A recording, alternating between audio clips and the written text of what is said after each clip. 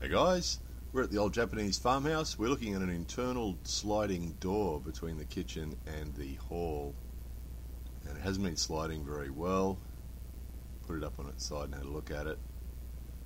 The rollers were no good, so off to the workshop.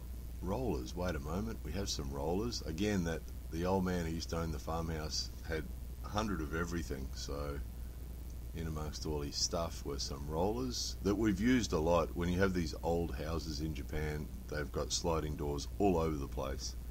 So the traditional ones don't have rollers in them, but the more modern ones do. So we checked these. Yeah, we've got a whole bunch of them. In various conditions. There's a couple of rusty ones, not so rusty ones. So we want the least rusty ones that rolling the best. So okay, there's the two least rusty. Which one rolls better?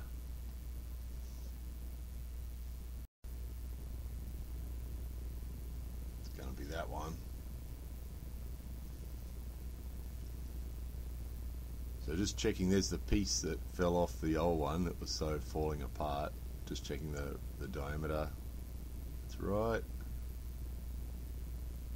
Alright, that's the one.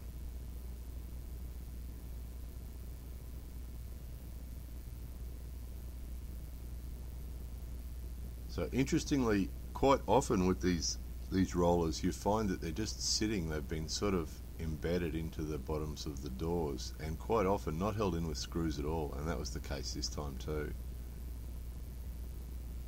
And they do tend to stay in pretty well. They sort of recess them in pretty neatly, and then just the weight of the door sitting on the roller tends to keep them in place. But have a look at the condition of the wheel itself.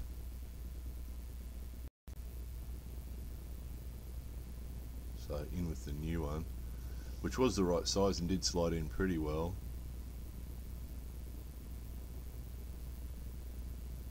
But just a little bit wobbly.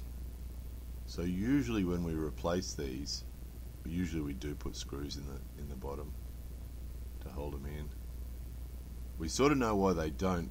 The wobbling of the doors, or the shaking vibration of the doors rolling backwards and forwards, does tend to make the screws fall out.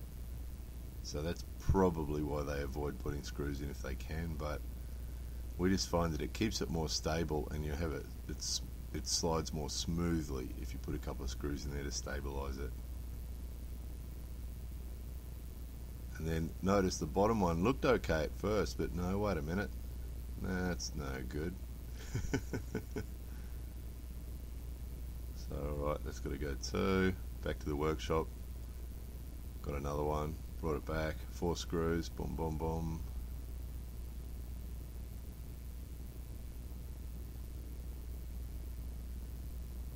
So there wasn't a video planned for this. What happened was, you can see on the corner there, a little piece of metal has been put there to protect the corner because it was getting damaged.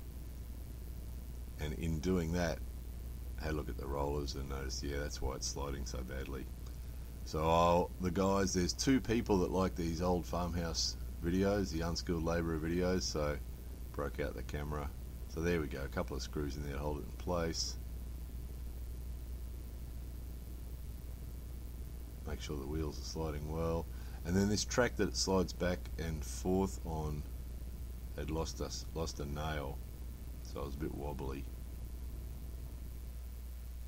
So I made sure it was straight, and then put another nail in it.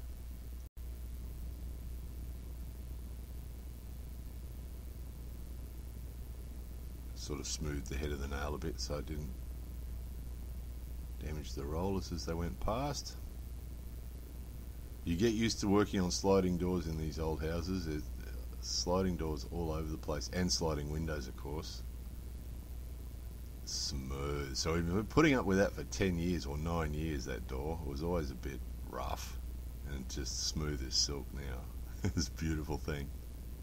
Satisfying, very satisfying. This is what most of the old farmhouse jobs are like, just little jobs, but after you've done them, really satisfying. Every time you open that door now, it's going to be a nice experience.